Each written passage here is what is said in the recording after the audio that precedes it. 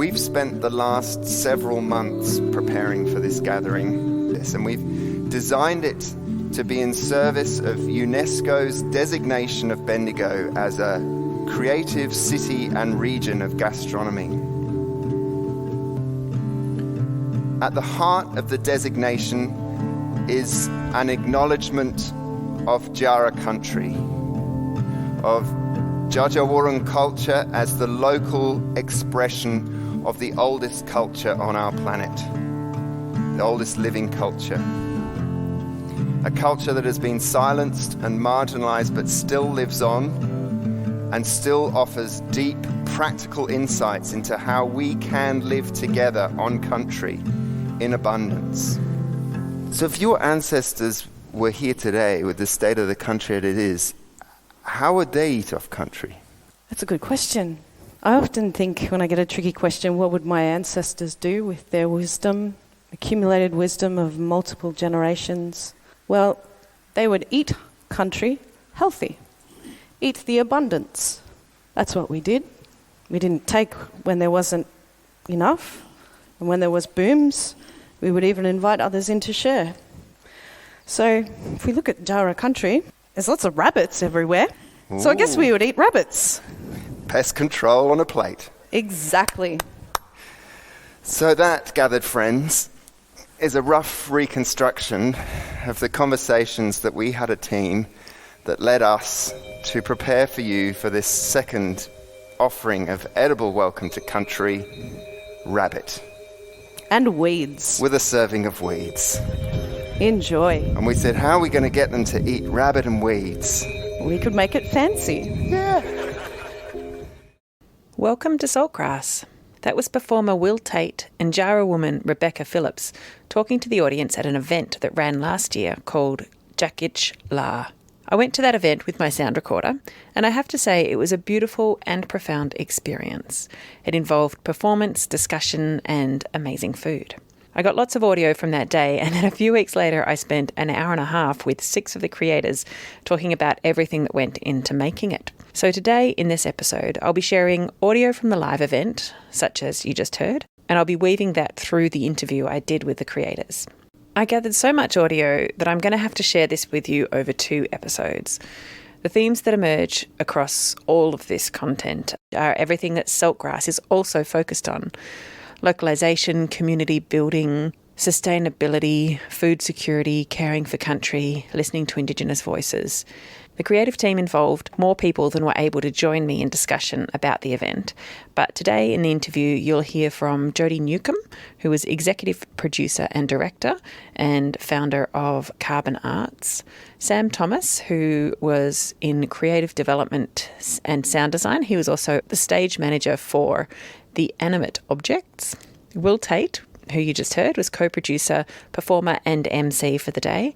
Rebecca Phillips was in creative development. She was a performer, as you just heard, and the advisor on Djaara knowledge. Charlie Ahrens was in creative development, and she was the stage manager for inanimate objects. And Anna Knight is from the city of Bendigo, and she was instrumental in the application process for the designation of the UNESCO Creative City of Gastronomy that Bendigo was given. And we're going to start with her because I think it's important to understand the context of what exactly a creative city of gastronomy is. The event took place at a winery just outside of Harcourt, which is a lovely small town just 10 minutes from Castlemaine. And Harcourt is surrounded by orchards and wineries and beautiful places, and just at the foot of Lianganuk or Mount Alexander. We gathered on a clear sunny day and were welcomed to country by Rebecca's smoking ceremony. We were given name tags that also had a Djaara season attached to it, and we were encouraged to mingle and find out about the other seasons that were described on other people's name tags. Then we had a performance, and Will and Beck led us through various stages of a performance, which also involved little servings of food being given to us that were reflected in the performance, as you'll hear about all of this as we go through the interview. But I just thought I'd give you the context of the full event. And then after the performance, we had several opportunities to get together in discussion groups around topics and themes that were supplied to us and that we also were able to nominate. And it was a really amazing opportunity for lots of different people in our community to get together and talk about aspects of food production, land management, creativity, all sorts of things. And the whole event actually took about 5 or 6 hours, and it didn't feel like that. It kind of flew by, but it was a whole afternoon. Another thing that happened was that we were invited to put our intentions for how we would perhaps care for country differently in our lives and in our practices, and give that intention to a stone, which at the very end of the day, those stones were taken to a creek bed just down the hill and placed there so that those intentions could actually be given to country. So we'll get to all of that in just a minute. But as ever, before we begin, I want to acknowledge that all parts of this episode were recorded on Djaara Country. Djaara is the unceded lands of the Dja, who have been the custodians and caretakers of this land for tens of thousands of years. Always was and always will be Aboriginal land. Salt, salt, Salt of the earth. salt, salt, Salt. Grassroots. Grassroots. Salt of the earth people. Grassroots change. Saltgrass.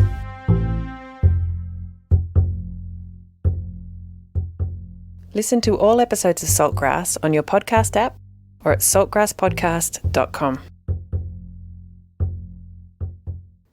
So let's start with what being designated as a creative city of gastronomy means. This is Anna Knight from the city of Bendigo. So it came out of Bendigo's creative industries strategy. While we were developing that strategy, we became aware of how many great smaller cities around the world were involved in the UNESCO Creative Cities Network. That's a network of cities that are putting creativity at the heart of their plans for sustainable development. So the UNESCO Creative Cities recognises 7 different categories of creativity, which is a very creative way of doing it. They've got crafts and folk art, literature, music, design, media arts and gastronomy. So in looking at those different categories and thinking about Bendigo and the region, it became clear that gastronomy was the strongest lens for us to look at our own creativity, because there was so much going on both in Bendigo and the surrounding area in terms of sustainable agriculture and sort of small-scale artisanal food. And we also felt that the story of our First Nations community was really strong and had a real focus on, healing the country and food and all of those sorts of elements. So we thought that was a great story to tell to our community, but also tell to an international audience. So we began engaging with people across the region to find out if that sort of resonated with people. And although we came up against a little bit of pushback and confusion about, what does gastronomy mean? And, we don't have that many great restaurants in Bendigo, so why would we be a gastronomy city? Overall, once we sort of started telling the story about what was happening across our region, people started to understand and got behind the application. How did you describe the region in your application? What sort of things did you highlight? Well, there were a few different things. We worked with the Dja Clans Aboriginal Corporation, with Rodney Carter, and part of doing that was deciding on the region that we would refer to. So it's a city that's designated, but in terms of gastronomy, you have to talk to the land that surrounds your city, because that's generally where the food is grown and the beverages are made. So as opposed to some of the other designations where it's very much about what happens in the urban centre of the city in terms of creativity. The region that we talked of was based on the lands of the Dja, with some other parts brought in as well around the river catchments. So we talked about... That's a very big region. It is a big region, quite yeah. large. It goes all the way up to sort of Bullock and Gannawarra LGAs and down to Hepburn and Macedon. So we talked about the area, and we talked about the story of the Indigenous culture of this land and how there was a sustainable food system for tens of thousands of years before colonisation.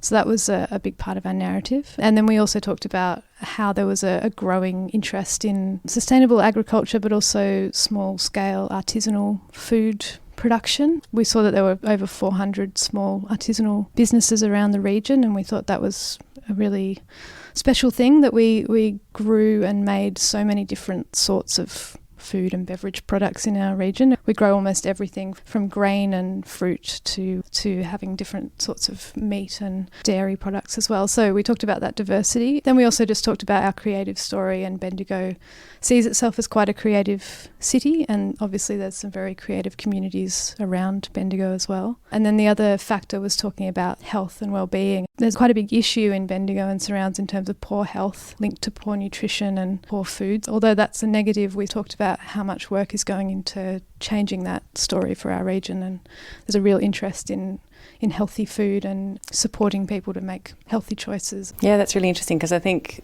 as you said earlier, the word gastronomy can feel a bit exclusive and like it's the upper class talking about food in their very privileged way. But what you're actually saying is that you consciously talked about the full spectrum of our society. That was engaging. Yeah, that was the idea, and it was it's an ongoing challenge to express that, because it's a complicated narrative. It's a big story to grasp, and people tend to think of sort of elite fine dining when they think of gastronomy.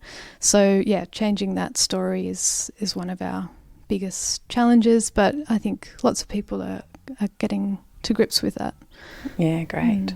Let's talk about this event that happened. How did you find out about these guys, and what made you want to engage them? My colleague, who's our creative industries officer, who works on implementing the creative strategy in Bendigo, alerted me to the Of This Earth, project. So I looked at that and thought, wow, this is exactly what we've been talking about, and parts of this group are local, and that's perfect. We need to talk to them about communicating some of the ideas we've been trying to get across. And so we just got in touch with Jodi and Sam, I think, and started the conversation there.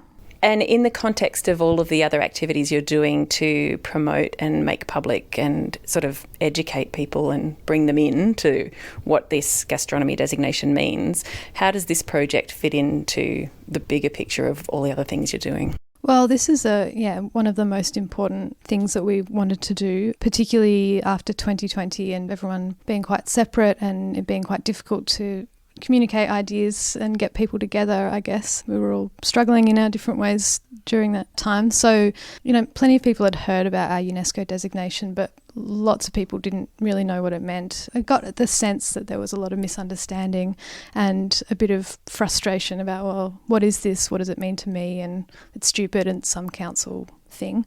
So I'd always felt that it was really important to get together a whole lot of people to talk about it, to meet each other, to see what a diverse group of people were involved and what complex and interesting ideas it was trying to bring together. So I thought it was kind of the most important thing that I could do was to get people physically in the same space to understand the bigger story, that it wasn't about fine dining, that it was much more about our culture and our creativity and the First Nations story and our smaller producers and sustainability and climate change and creative industries as well. So that was kind of my top priority. Yeah, great. Yeah. Okay, so let's talk to some of these creators. You mentioned the previous project, Of This Earth. So would one of you guys like to describe what that project was and maybe the context of the evolution of what's led up to this? Yeah, sure. So I started Carbon Arts in 2011, and the very first project we did was actually a food-related project, and it was with an international artist called Natalie Jeremijenko, and that started a whole suite of projects under the banner of the Cross Species Supper Club. So Natalie had been running a supper club in New York that was quite conceptual, but it was all about sustainability using molecular gastronomy and lots of fun plays on words. And so we ran that project with her for some time, and I was very inspired by Natalie. She's an amazing thinker. And I suppose to summarise that work, it was how do we eat to support biodiversity? Sort of flipping the narrative of how do I do less harm? It's how do I actually do good through the choices I make in the way that I eat? And so from that, I wanted to create an Australian-based project, and it was really important that incorporate the Indigenous Australian knowledge of food and country as well. So we started the Australian Future Foods Lab with a cohort of people, which included Charlie and Will and Stephen Patton at the time and a few others, and Gregory Crocetti and Bryony Barr, who are a Scale-Free Network who work at the sort of microscopic level, doing amazing work on soils and helping particularly young people understand and be enchanted by the microscopic world. They were involved in the work with Natalie and they came on board. And the first project we did was with an artist called Janet Lawrence, and it was at the McClelland Sculpture Park and Gallery in Cranbourne. And we had a quite elaborate dining experience just based on native botanicals. And we had a tour of the Australian Gardens that Charlie ran at the outset of that event, and then a 4-course meal with Douglas McMaster, who's now gone on to great fame in the UK, but he created the No Waste dinner, and he had the Silo restaurant, which was a no waste restaurant by Yoast in Melbourne at the time. So that's true gastronomy. That's like high end. It was quite high end, but the work that we did around the plants and the other, I suppose, aspects of that event were very accessible. And there was also a few other. We had the Elixir Bar in Melbourne as well. I suppose at that time I had started my PhD and I got a call from someone at the Climate Festival. The Art and Climate Change Festival have been going every couple of years for a little while now. And they rang me up and said, the City of Casey are really interested in doing a project with you. They're running a mini festival for the Climate Festival and they want to do something related to food. It was just an offer we couldn't refuse. They basically wanted to give us carte blanche to do whatever we wanted in this incredible venue with 7 different venues within the venue. So a studio, a theatre, a conference centre, a library, a gallery, and we took it over all of it. And I might pass now to Will to tell us a bit about what that event was, because Will really led the event with such a wonderful concept and storytelling. Thank you, Jodi. Yeah, I mean, what an incredible opportunity it was. And we jumped at it and we decided we could take 100 people through this experience. We went from the building blocks of life, the carbon, the hydrogen, the nitrogen, the oxygen, and that moment when it sparks into something that we now call biological life. And the themes that we built around that really the complexity of life that we enjoy as embodied beings and enjoy in the food that we eat and in the world that we live in has so much to do with collaboration. You know, the organs in our body used to be separate living things that came together to enable the complexity of a human being or any of these other creatures. And as that narrative built, we started to seed into it the idea that we're living in a country that had an understanding of how to really live in harmony with that land and sort of posed the question of the idea that the governance that we might need to return to that is actually also revealed in what is now surfacing through revisiting of the early sort of accounts of how the land was managed. We can actually look into Indigenous culture in Australia and not just find ways of relating to the land, but actually how to be in governance with each other that could help us with this. And we took the audience on all these adventures throughout the venue. You know, at certain points in the performance, we gave the audience an experience of being factory farmed with Charlie and Jodi dressed up in strangely precognizant COVID-style outfits. You know, the masks and, you know, shunting people around. And we just found as many different ways as we could of telling the story. But the one thing that was missing from that project was the timeline that we had to jump on didn't give us an opportunity, although we tried, to bring on a core collaborator who was Indigenous. And so we came out at the end of the project realising that for all the great learning that we'd done and learning that we'd created for the people that passed through it, that absence was something that we couldn't allow to exist in our work going forward. And so when it came to responding to this invitation, we'd made a decision as a group to only step forward into our next project if we could have an Indigenous core collaborator from the land that we were working on. So we'd been thinking about how to take Of This Earth forward because there was such an incredible response and people loved it so much and wanted us to do it again. And there were lots of growers from the Gippsland area who were there. So it was a similar diverse audience of 100 who gave us great feedback and wanted more conversation, wanted to, you know, spend more time together in that same framework. And so Will and I had spent quite a lot of time just ruminating on that and bringing in Sam from where I live in Castlemaine, because working in City of Casey felt a little bit disconnected. And in a way, I've sort of gone from working with a New York-based artist travelling in Australia, and we did the Australian cross-species adventure safari around Sydney and rural Victoria, and just kind of being the road show, and then thinking, no, it has to be Australian, so making it the Australian Future Foods Lab, and then moving to Castlemaine and doing my PhD and realising, no, it has to be about where I am. It has to be really grounded about the place that I love and live in. And met Sam, who's an incredible creative producer locally and very aligned in the way we do art, and Alex Perry. So Alex Perry was the chef of this Earth project. We actually used Bruce Pascoe's flower that he's growing in Malakuta because I'd met him at the Castlemaine State Festival when he spoke. So we were sort of drawing these threads together that came from a local context, and we approached the Bendigo venue and event saying we'd like to use the Alumbra Theatre, and literally the day we sent the email to them saying, okay, here's the proposal, we got an email from you saying we'd like to work with you. And it was like, wow, this really wanted to happen. And we still hope to go to the Alumbra because there's something about that massive theatrical experience that we did that was really, really fun. All right, well, should we talk about who you then drew in terms of both Sam and Beck and what roles they've played? Do you want to start, Sam?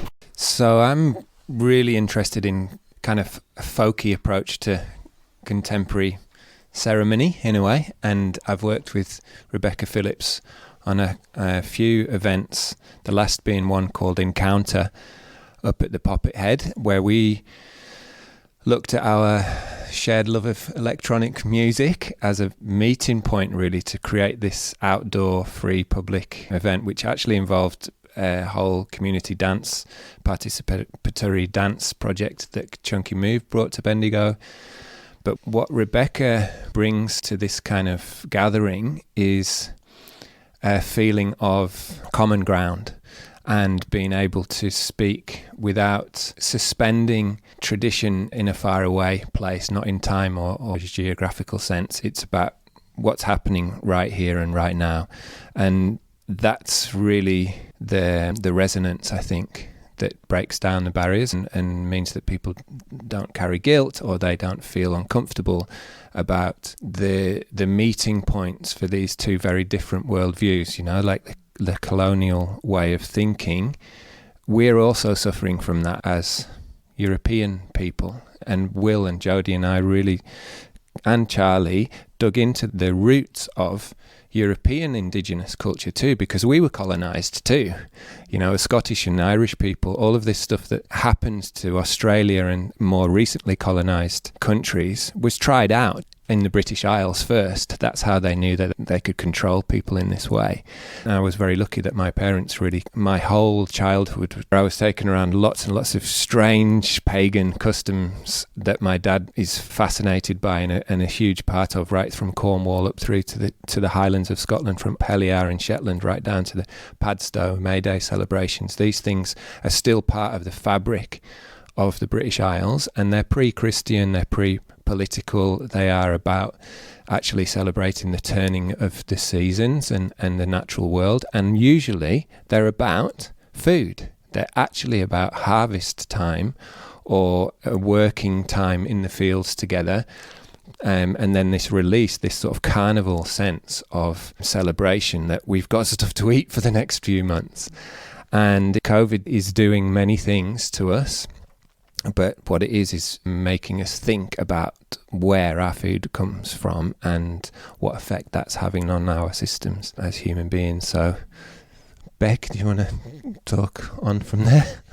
Well, firstly, I'd like to acknowledge the traditional country that we meet on, our ancestral country, the Djaara people, Matinga Kulimurub, and just be really grateful for being able to tell stories on this country, recognising that, you know, we're all connected to this country, to all Bunjal's creations and to each other.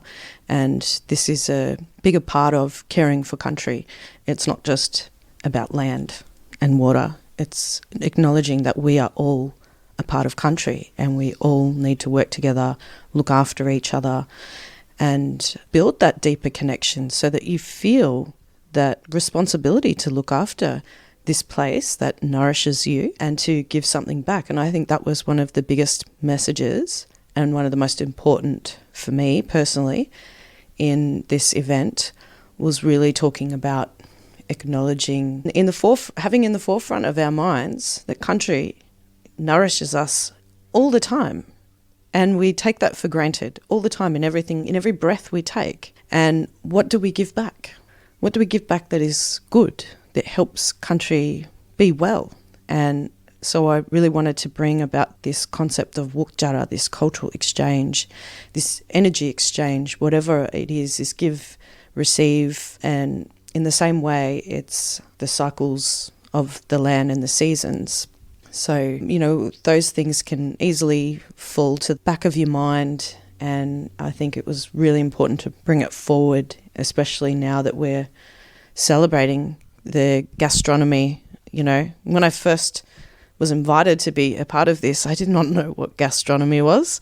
My mind obviously first went to something to do with your bowels, but gastro. So when you get gastro, it's like when it's bad, right? What is this? What do you want me to do? And so I had to look up the word. I'm not big on the news or anything, so it came about through word of mouth that Bendigo was now City of Gastronomy. And so, I did a Google search and I was like, oh, okay, well, this is my kind of thing.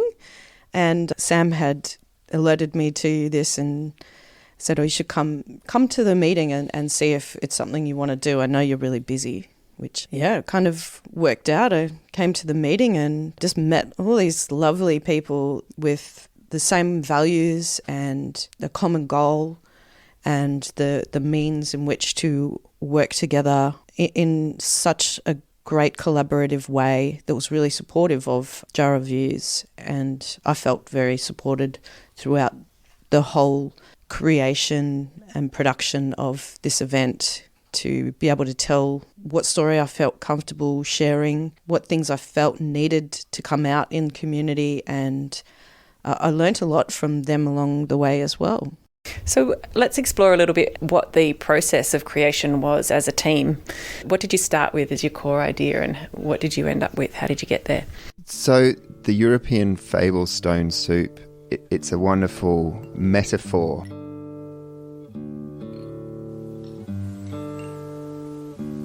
A stranger walks into a village ravaged by famine.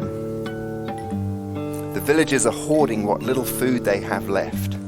The stranger, also starving, places their pot in the middle of the village, fills it up with water, pulls out a stone, plops it in, and calls out, "I'm making stone soup. It's going to be delicious. It's going to feed everyone." As the curiosity draws them to the pot, the visitors are invited to contribute what little ingredients they might have, just to add a little flavour to the soup. One by one, they bring out their precious, hoarded supplies and pop them in the pot. The soup that is created not only feeds the whole village, but generates a whole new ethos of trust and sharing in the village. The one ingredient that remains uneaten is the stone.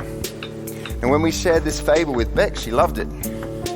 We said to her, "What would you do with this fable, this metaphor, the essence of it?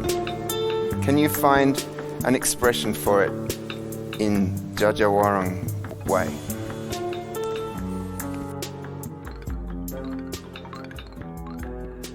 Yeah, so when I heard this story, it took me to the concepts of stones, or how we view stones differently.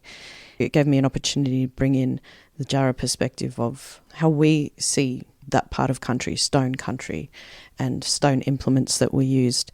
So stone in Djaara is Larr, and Larr comes with two different notions or references. So one being the stones that you find in country, but also as a reference of your grinding stone. So where you would grind the seasonal grains to make your bread. Grains are seasonal, and so you wouldn't need to carry around a big grinding dish all year round. And so when you say Larr, it also refers to a camp, like a semi-permanent camp, because that's where you would leave your grinding dish. You're not going to carry around a big heavy stone So with this event, we're talking about bringing food and people together in a particular place, which is like a camp. And so for me, the two kind of stories really tied together well in the stone of the soup being that central point where people would come and gather and share food, and also the larr, which is our tool for making bread and a symbol of our campsite.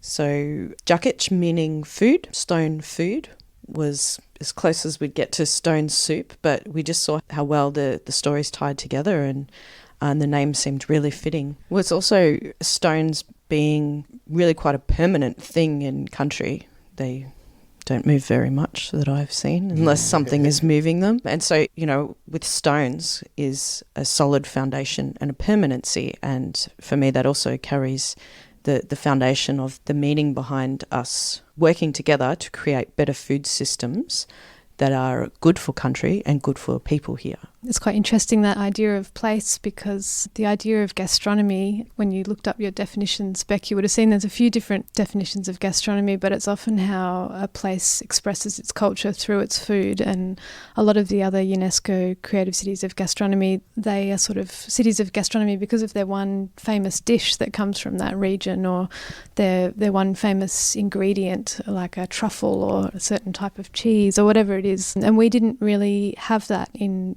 Bendigo and the region yet. Perhaps we will soon. There wasn't sort of something that sprang to everyone's mind as how we express our place through food. So I think part of what you brought, Beck, and what the event brought was tying people to the place, and our gastronomy being about the place where we live, the country that we live on. And I think that's a really important step in us developing our own gastronomy, which comes from this place specifically. It's part of a broader idea, I guess, in Australia about what is our food culture in Australia that isn't just sort of borrowed bits of other food cultures. And maybe it is an amalgamation, but for helping people to feel connected to the country and the gastronomy of this place, I think was a really important part of the event as well. Can I just bring Charlie in at this point? Because it was Charlie that brought stone soup. And I've heard that story since I was a child, and I went, yes, that's it, that's brilliant. And then we flew with that, and then it's actually been the seed and the core of this so far. Yeah, I find my role is in listening and digesting a lot. So I like to listen to the stories and let them filter through and pick up on the symbols and the nuances and the relationships between concepts till something forms in a solid idea that then I can bring to the group and offer to the community that we can then all build upon. And so I think that's also the other part of the stone soup for me. And actually the inspiration for me came from Beck describing the plate. So we started with this concept of, well, what's on our plate? And here in Djaara Country, it was beautifully realised in the performance of Djakitj Larr, describing all the food that is available here in Djaara Country, and actually how much of it is accessible to First Nations people because of agriculture, because of land ownership. And it was just really a powerful image for me. So there's two things going on for me: what's on our plate and the idea of how can we all contribute in a healthy way and in a collaborative way to that plate. It just reminds me of a great quote that my dad quite often opens his storytelling performances with, which is that if speaking was more important than listening, we'd have been born with two tongues and one ear. There's been a lot of great listening going on, and I think during the event, the audience feedback that we've been getting was how profound the experience was, because it felt like there was some deep listening going on. The first thing we do when people are arriving was a smoking ceremony for people to walk through and start the journey on the right foot and help people ground themselves to that place and meeting all the wonderful people that were invited. So that's just part of protocol, I guess. There were lots of little protocols we had to follow and get right in order to really hold the cultural integrity of this event. So when people walked in, they were given a little name tag with a season on it. I thought that was a beautiful thing, and people were invited to talk to each other and explore what different seasons there were and make notes and basically learn what the Indigenous seasons are for this region. So in structuring any event, the biggest hurdle is how do you get people to show up and open up to what is being offered?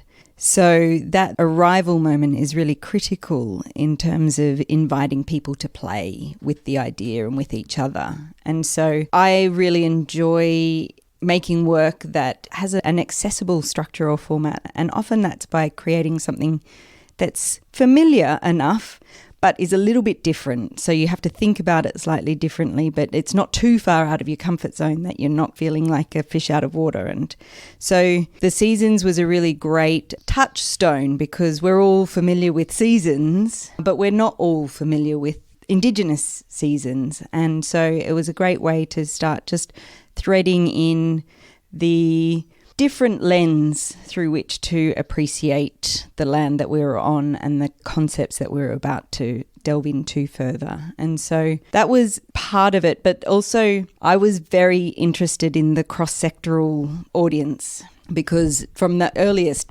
projects I was like, how do we get more people outside of the arts community or outside of people who already know about this stuff? How do we talk to the farmers? How do we talk to the producers so that they can become more inspired by regenerative agriculture and native food plants? And so I was wondering, how can I get this range of people to start talking to each other rather than just going, oh, I'm an artist and I know these people over here, so I'm going to feel comfortable and go and talk to those people over there. So we colour-coded the name badges, which were lanyards with strips of fabric, and each industry, there were 6 different industry groupings, and each grouping or sector was a different colour. And we related that to one of the seasons because there are also 6 Indigenous seasons, and they were colour-coded.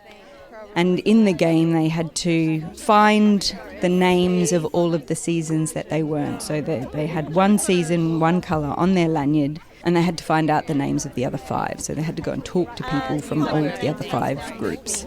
So it was just a really easy format for getting people to talk to each other outside of their more familiar. Grab a pencil if you need something to write with. Well, tell me about your season. My name tag says I need to find the names of all the seasons by exchanging information with other guests. January to March, April to May, so what are June you? to July. What am I? What are you? I'm January to March. Millicook. Barramal. It's the time of lightning. Emus pair, nest and lay eggs. Gee, that's a lot to do in 2 months. You know, no hunting allowed. I like that. The wapara are breeding, the eagles. Kangaroo apple fruits. Ooh. I've never worked out how to cook that, but whether you can. Kangaroo apple fruits. And it's dry and gusty. There you go. Boy. I think January to March is when you get your bushfires. Dry and gusty and lightning is exactly what happens in bushfire season. Yeah, I guess so, yeah. I'm still trying to get over the emus pairing, nesting and laying eggs in 2 months. They're quick movers. Flat out. Yeah. Tinder, I can't even respond to a phone call in 2 months. Yeah. No. What have you got then? I am Boyne Lawan, October. So Lawan How do you is spell it? Boyn Lawan. Mm-hmm. So the malleefowl make nests and lay their eggs. Mm-hmm. You do some seed collection. Mm-hmm. So I guess it's spring, October. Boyne is the grasses are growing. Sounds like this is when you need to mow a lot. It's when you need to mow a lot. Currawong are about and they're singing, and the flax lilies are flowering. Ah, great. Yeah, I like that. Currawong are always around. I love how Currawong's wings kind of go out and in rather than flapping up and down because they're forest birds, so they don't. They know how to get between trees. Going, ow, ow, ow, ow. Yeah, so the Djaara seasonal calendar, we call it Nyanyi Jai Wuruka, which means listening to country talking. And really that's what will be the evolving factor of this seasonal calendar. So while we have, April to May is winery, and right now it's darum waikok, June to July. It's not really always going to line up with the months of the time frame we use on a yearly basis now. It'll follow those seasonal patterns. And so when we did the event, it was winery, and we'd just finished doing some jandakwi, some cultural burning. And in fact, we just did our first Djaara women's cultural burn on one of our sites, which is a big thing for us. So that was really nice preparation for me going into this event. And so sharing the story of the 6 seasons of Djaara Country really had to come with permission from the Dja Wurrung Clan's Aboriginal Corporation and the members, as we're still working on building that seasonal calendar back to its full, to its whole, I guess, to the whole of country. We're all working in 9-to-5 jobs and raising kids and living in 4 walls and a roof and driving around in cars these days. And a lot of that information comes from sitting with country and walking around country and being in all the different types of environments that are Djaara Country in order to fill that seasonal calendar. And so it will be evolving too with, foreign and pest plant and animals that are here and having different interactions with country and the climate changing.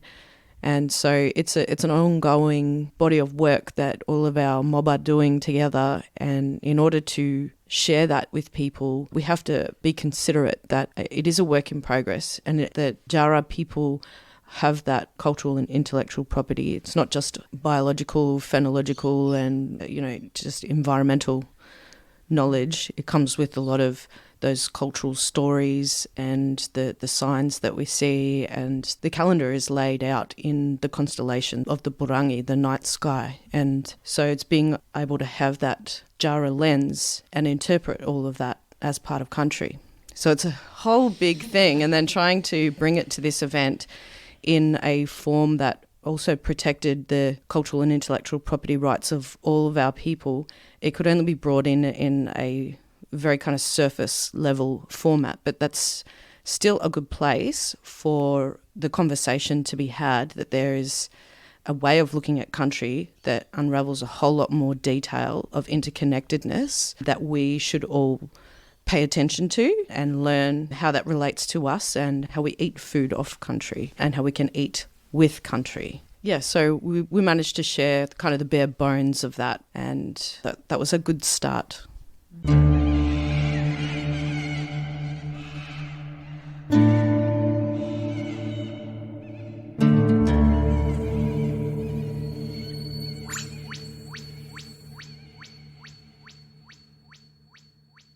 Okay, so once everyone had had a chance to mingle for a while and chat and talk about seasons, everyone was asked to come together around a stage which was made of sand. We were outdoors and the audience sat in a ring around this performance area.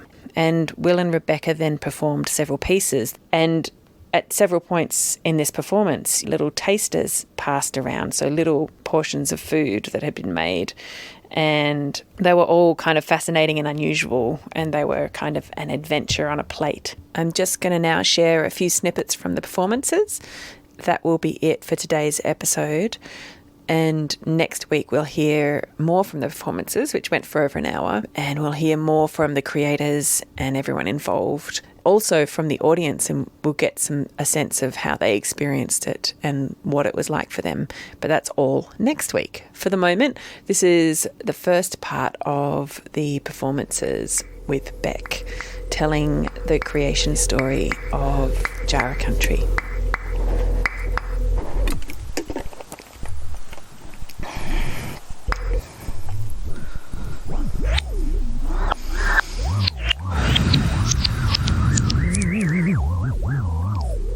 This is the story of food on Djaara Country.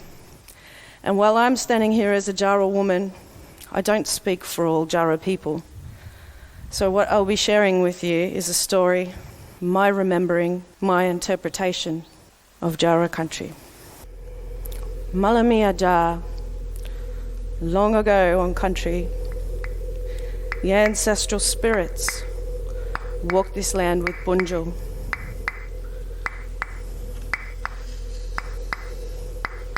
And our Murran Papja, a living mother country, was brought to life with the breath of Bunjil.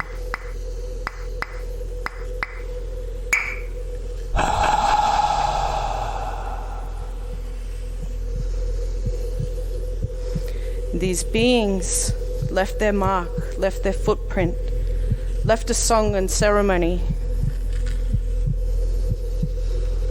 All of these places had a name, a song.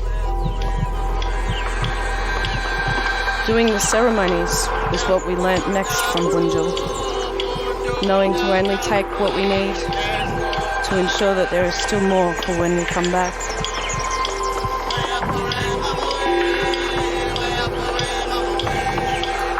Collecting honey. These trees are central to our identity. They're our elders. The women gave birth in the trees, bringing in the new generation.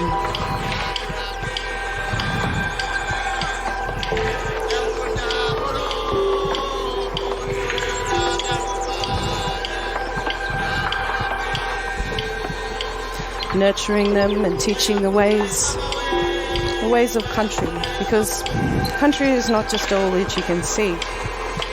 It is things on many layers, many dimensions, the things that are unseen. Because all of country has spirit, has muruk. And when we sit with the land, we get signs. It's talking with us.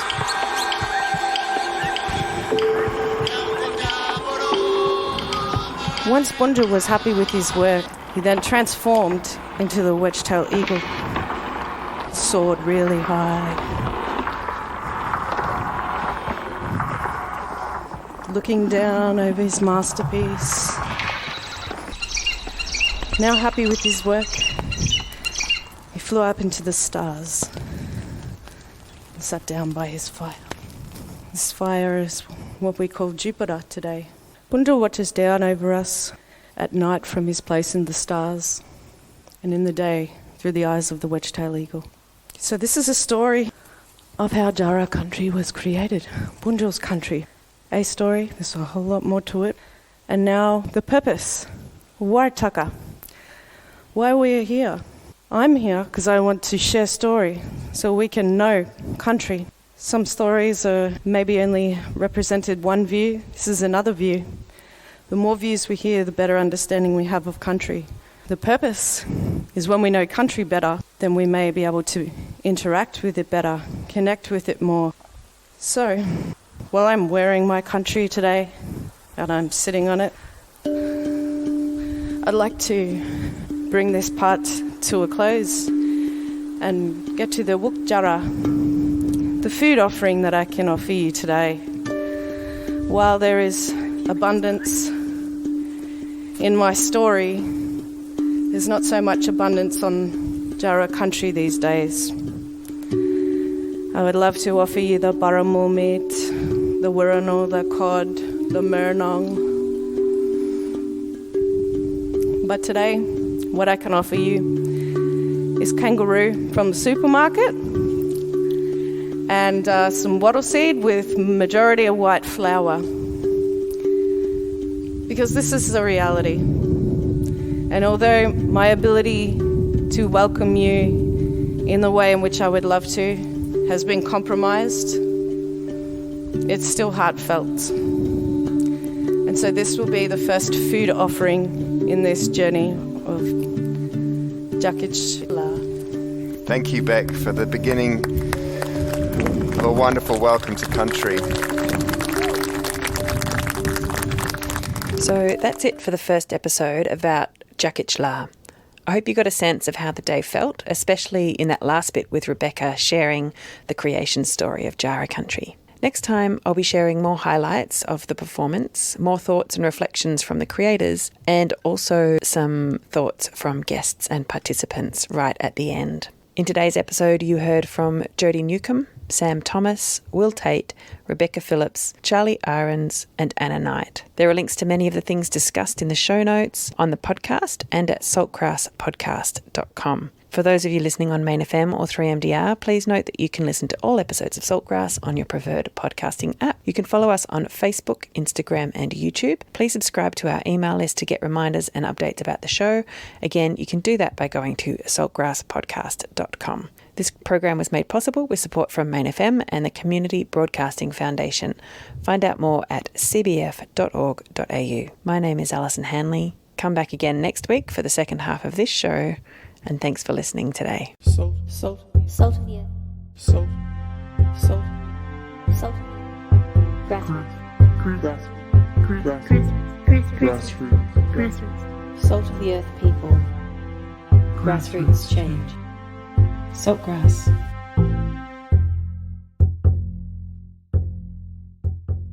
Listen to all episodes of Saltgrass on your podcast app or at saltgrasspodcast.com.